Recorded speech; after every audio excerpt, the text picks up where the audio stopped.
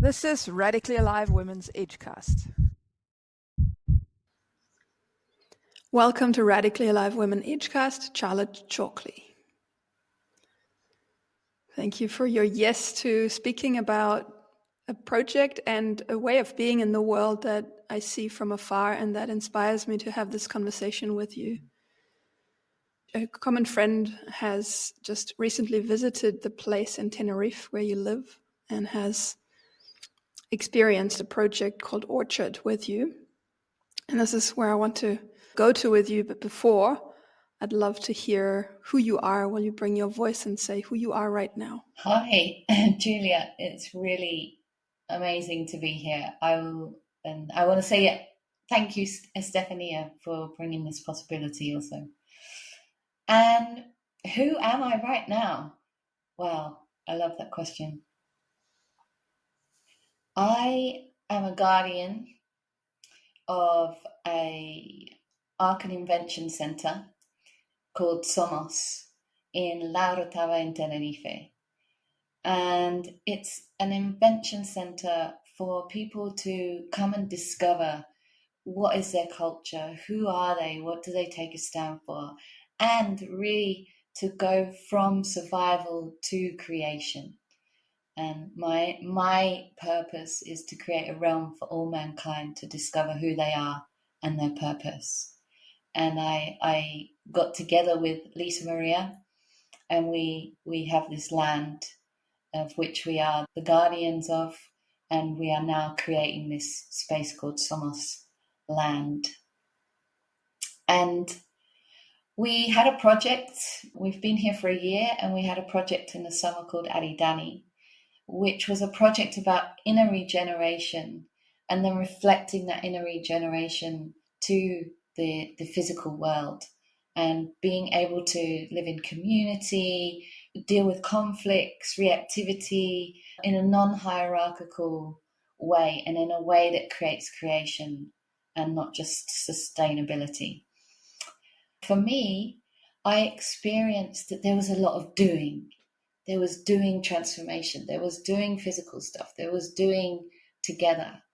And what I discovered from there is that I really want to experience being, and from being to then doing. And from there I created the Orchard Project, which has been running for 3 weeks now. And it's really about being in the orchard, connecting with Gaia. And we've been experimenting with connecting with Gaia in different ways, through different feelings, through the being, through vibration. And then from there, that it really comes from the heart, that it really comes from the being. What is the impulse? Where do I feel drawn to? And what do I want to bring to this space? And listening to Gaia, how does Gaia want to be nourished in this space? So really like putting aside the mind of, oh, yes, I can see that this tree needs pruning. I can see that this needs clearing because it doesn't look nice. You know, all those theories that we have and the things that we have learned, to really put them aside and experiment with being in the unknown and seeing what impulses come. And that's who I am right now. So you're right now a researcher of how it goes to be and then act from being, from like an innateness and a connectedness with the earth and yourself? Yeah. Will you say a bit more, just so that the minds can also follow a little bit? Like, what is the Orchard Project really about? My intention for the Orchard Project was for me to practice being. And from being, what do I then do? What does that being want to express, create? And I wanted to focus it in the orchard, because we have this beautiful orchard and it's been so malnourished. Before we bought the land, it was nothing had happened here for, it looks like, many years, maybe even a decade. And with so much land, there's so many things to take care of, and the orchard has not been a focus. of that so far. And so I really wanted to bring some attention to this beautiful orchard. We have avocado trees, orange trees, lemon trees, guava trees, cherry trees, apple trees. It's really rich of this beautiful space. And it's not producing any fruit, and everything looks and feels and I sense as a bit like, And so I really wanted to bring it to this space and combine the two. How can I connect more with myself through the orchard? And how is the reflection? How I see the orchard is also how I see myself, and what I create in the orchard I see is also something that I create in myself. And what I create in myself, also then I create in the orchard. And is this an ongoing project, or was that a week-long exploration? It's a month. It's for the month of November, Monday to Friday, 10 till 2. I created a framework around it to be able to move in that framework. And I would love to continue it. For myself, I want to continue living in this way of being first and then letting the doing come. And at the orchard, there will be more to do there. And there's other places on the land, and perhaps take this experiment to other places on the land. How do you hold space for something like this? Yeah, it's so interesting because when you wrote to me and proposed to talk about the space holding and a feminine way of space holding, I was like, where did Julia get that from? Because I had the previous 3 days of really becoming aware of what is space holding. I get it in my mind, the theory of space holding, that it's allowing people to be in the space. And really, space holding is really I have decided I want an orchard project. I open the space, and this is what I want to do. And there are people that have a pull to be a part of it. And what I was experiencing was still being in the modern culture way of things, of I'm the leader, I'm the teacher, I'm the guide, and I'm opening the spaces every morning, and how I created a space of people would just come and sit and wait for me to say something. And I experimented with coming and sitting and not saying anything and just doing what I wanted. And I noticed that even then, people still wanting to give their authority to me and really not being in their space. So I was really liquid about, what is space holding really? For one day, I didn't go. I didn't go into the space, and they created their own space, which was really magical for them.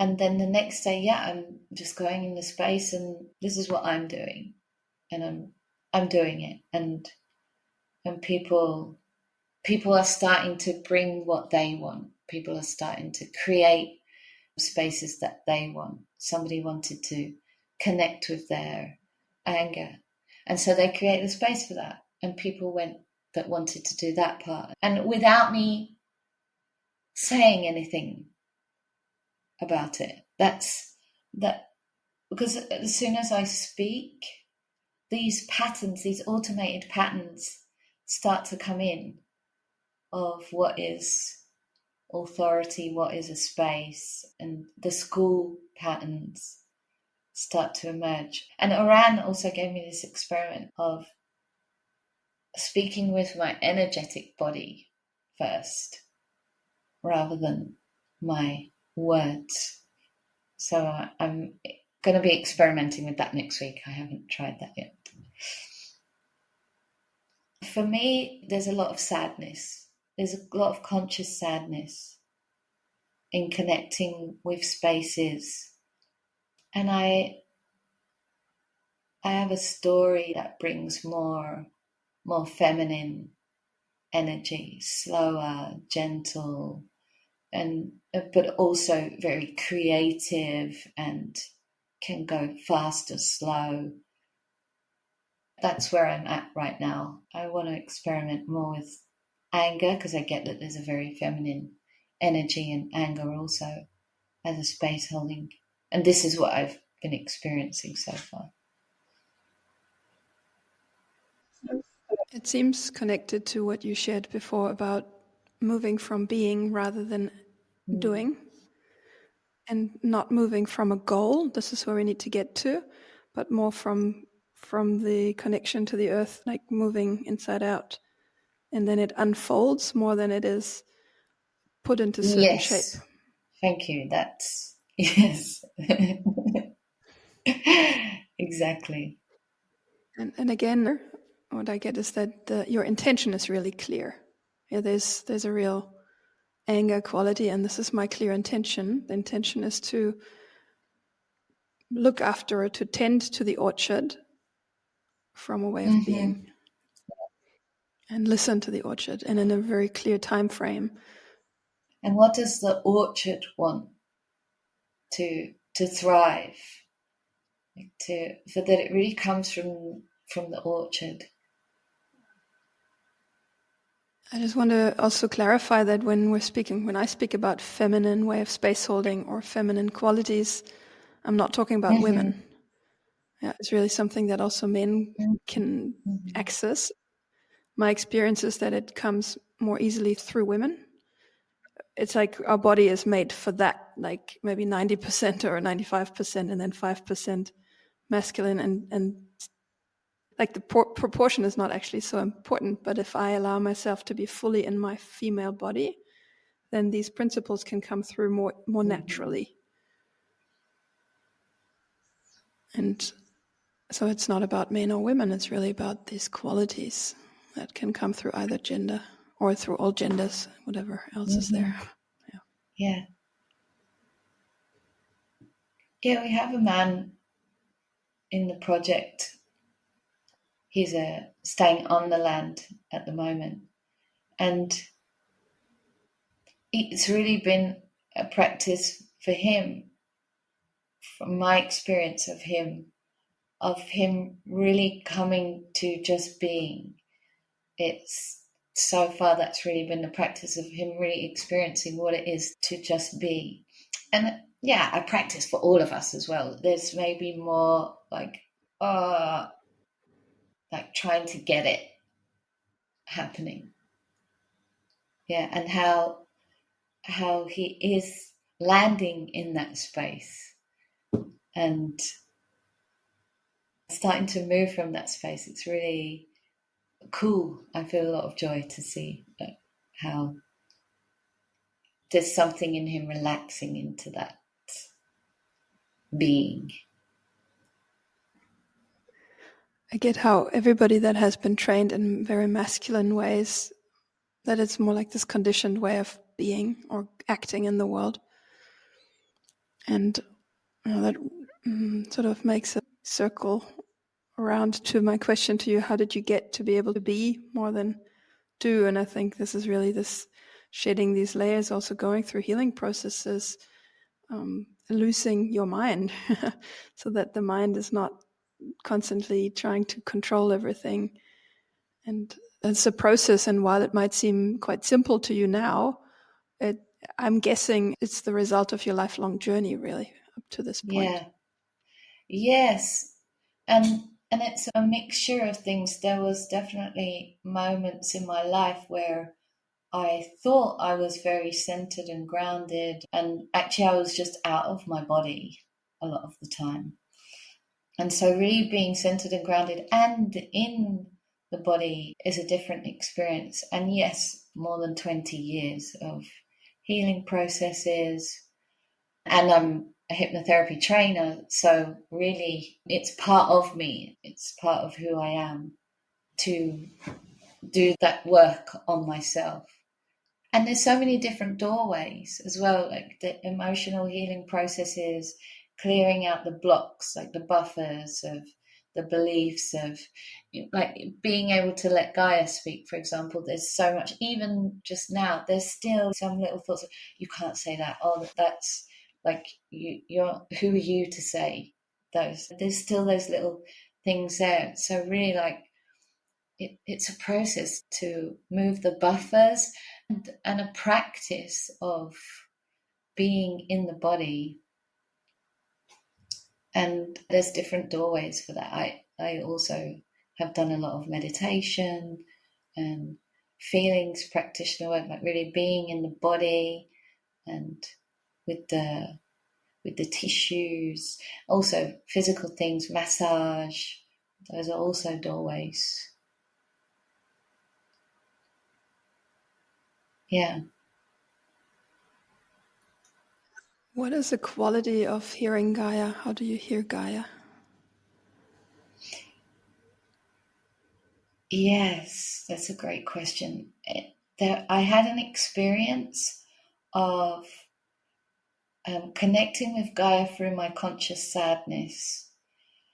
And I get sort of visuals of what's happening. But what really boosted or bolstered, expanded the connection with Gaia was bringing my being forward. And then the visuals that I could see became so much clearer. There was this other kind of detail in there that I hadn't experienced before. And there's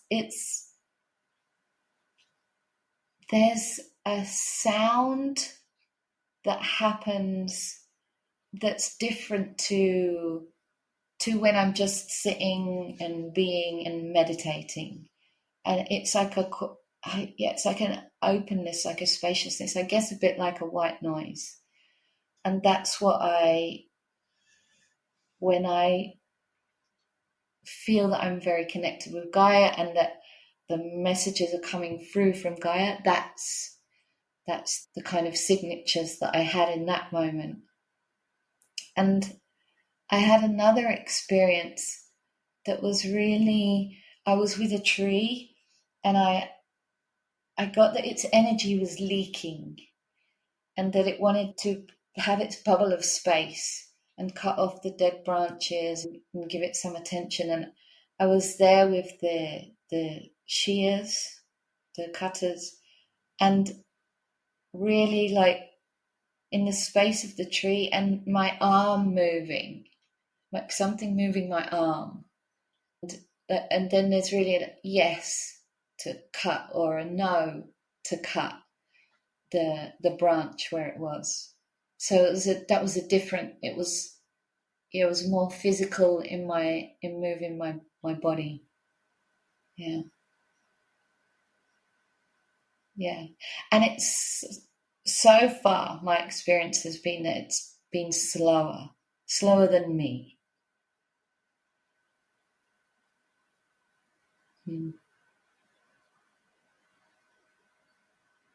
I feel joy to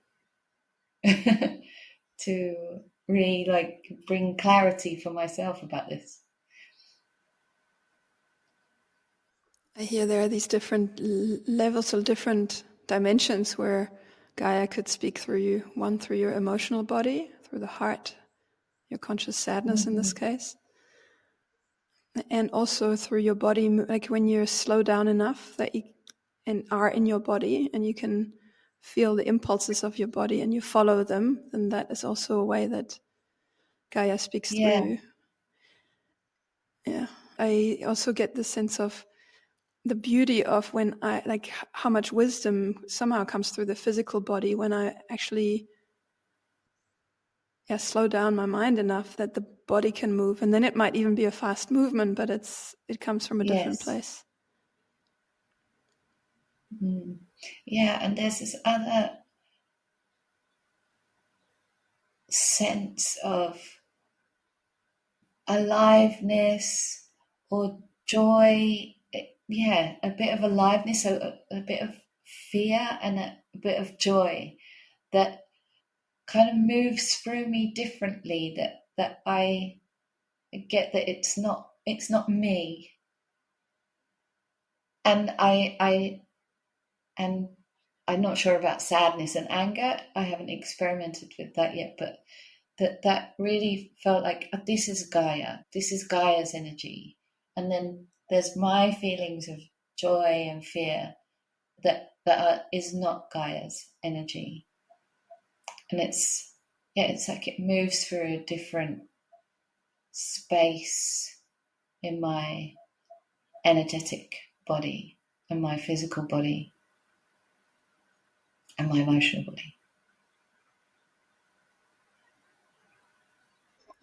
When I tap into how it's been working for me, I also noticed that it's like if it had a sound, it's not usually that loud. It's quite like a quiet, softer whisper. Is that your experience also? Yeah. Yes. And then the next question that comes up in me is how did you get to be able to witness and listen and come closer to this whisper or to the sensation of Gaia moving through you or having access to this energy field? Yeah, I practiced connecting through with myself first, with my center grounding and bubbling, and connecting with my conscious sadness. And a couple of days that meant like moving some emotional sadness as well, and really like being able to land clearly in the conscious sadness and being. It was really like being. And most of the time I was sitting. A couple of times I experimented with standing. And yeah, that something about like everything, like all the noise starts to disappear, slow down. And with the conscious feelings, it's like a doorway, it's opening a doorway. And it was the same with conscious fear as well, connecting through conscious fear and joy and conscious joy. I want to experiment with conscious anger too, but those were the doorways and different ways of connecting with them. Sometimes we did like a group thing and one of us would guide us to connect with our conscious feeling, whichever one we were experimenting with.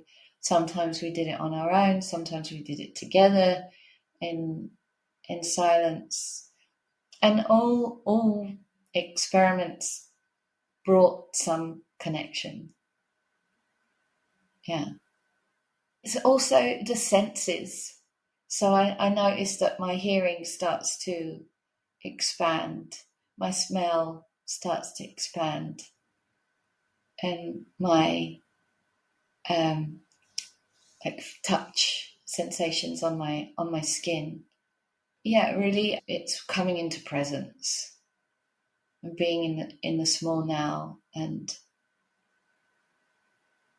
tuning in to senses, to feelings. As I witness you connecting with this energy, I do the same. And what comes to me in addition is this, it's also the intention, it's the purpose, like the intention of directing the presence focus to Gaia, to the earth.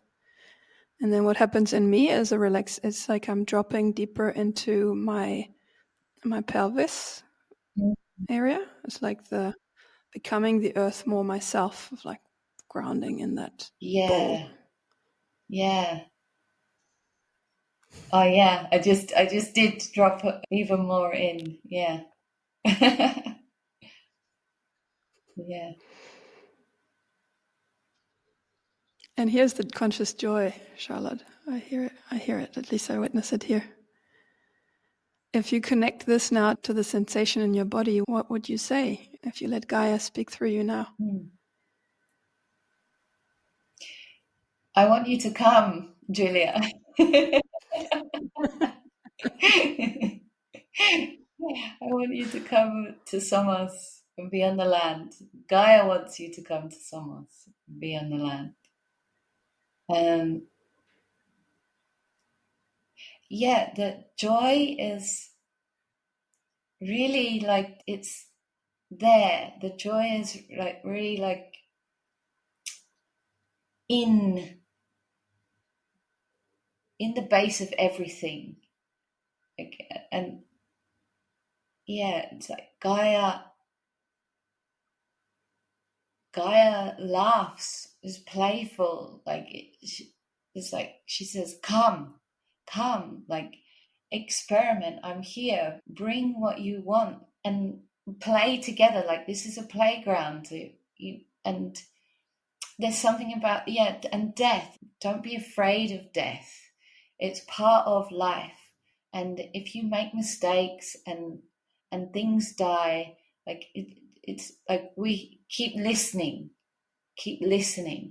and keep bringing your feelings, your intentions, and connecting with me together, and life will evolve on its own as well. It's happening. Like she says, I'm here, I'm happening. Like, do what brings you joy. It brings me joy when you experience joy. And when you see me, all you need to do is see me. Just witness me, be in my space, say hello. And I feel joy about that acknowledgement. And I acknowledge you, and I see you, and I see your being and what you want to create.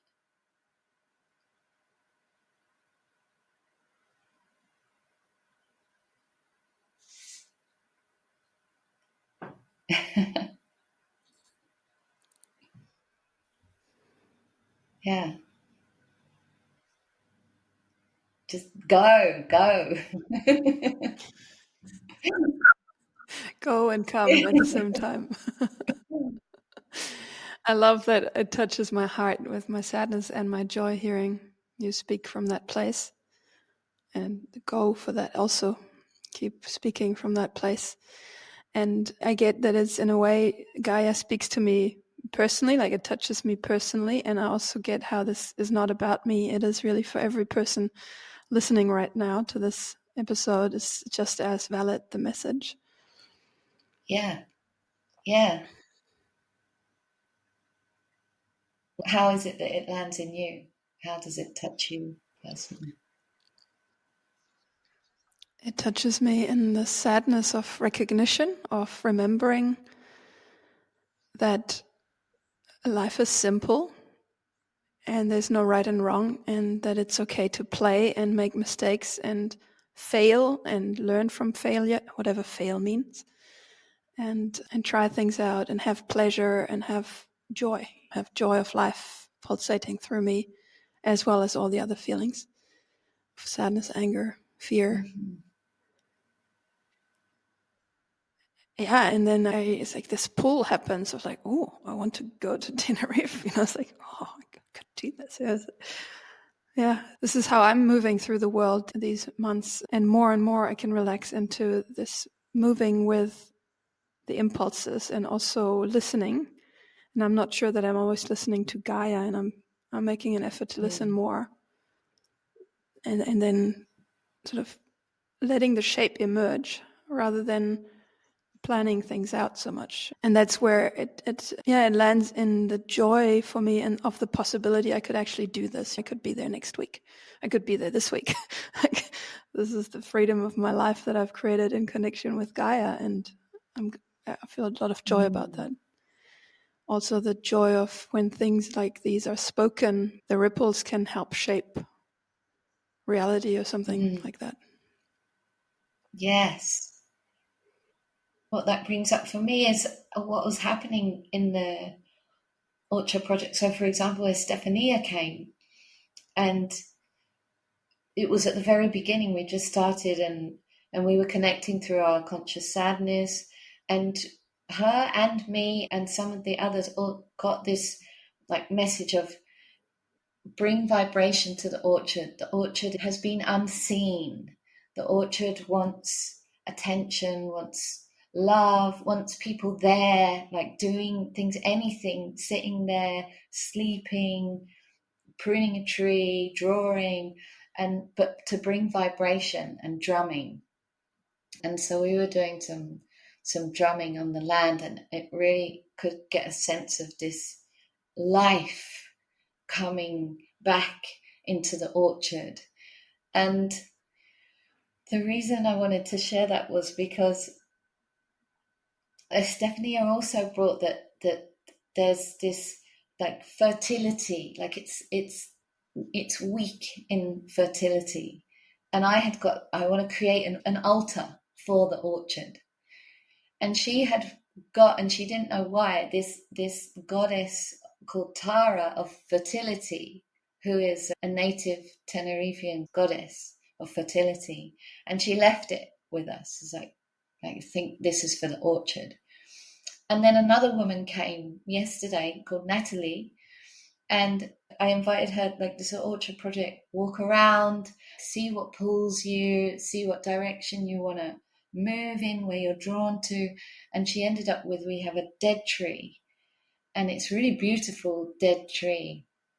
And she cleared out with all overgrown around it, and she cleared out and she moved some rocks around and put each rock where each rock wanted to be. And she came to me and said, Charlotte, will you come and have a look at what I've done? There's a piece of concrete and it really wants to be in the space, but it wants something sacred on it. And so I went and had a look, and it was like, oh, this is the altar. This is the altar for the orchard. And we have the goddess Tara that's here waiting for her altar. And how like different people coming in, just even for Stephania came a couple of times, Natalie just came for one morning, and how it all evolved just from being on the land, just from connecting on the land, and how Natalie and Stephania had no connection at all, and how these messages all kind of come to the same place. And there was also a few people had this, like, there's a water source here on the land. And when Natalie had uncovered this tree, Marika pointed out, the way that the tree has grown indicates that there's a water source on the orchard. So it's just like, wow, just from being on the land, so much has actually happened and evolved, and how it's all connected. What you were saying before just really like highlighted how it all connects. The impulses all connect and lead to something. Yeah. And I feel really inspired to continue exploring that and living my life that way. I have also created more in 3 weeks in the orchard space than I have in a good 8 months, I would say. As we're getting ready to land, I have a last question for you, and that is, if someone wanted to try it out, listening to Gaia and following, like acting from being rather than doing, what is one simple exercise they could do? Do you have something?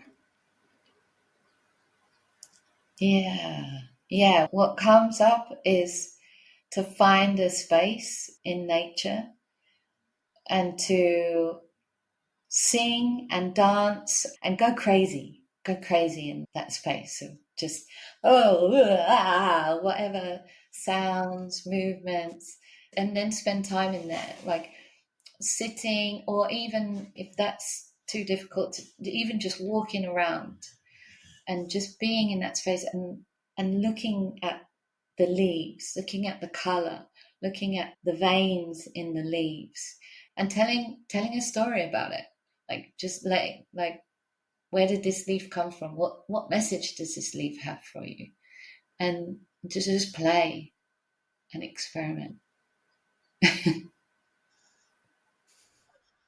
Thank you, Charlotte. Yeah. And connect with your feelings. Experiment with that. What happens if you connect with your sadness and then you connect with your sadness to Gaia? What happens if you connect with your anger and then your anger to Gaia?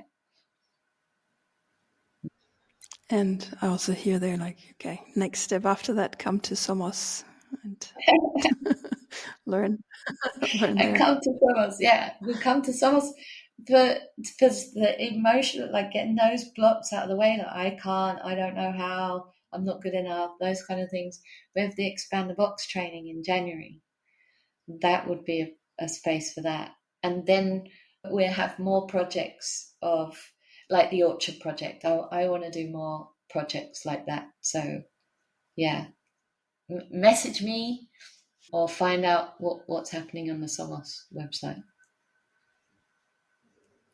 Yeah, I'm really angry to spread the word, to get the message out there that life isn't here. Like it's not just in the mind, that you have bodies, that your feelings are not something to get rid of. Your feelings are actually evolutionary tools that can change your life, that you can create the life that you want just with anger, sadness, fear, and joy.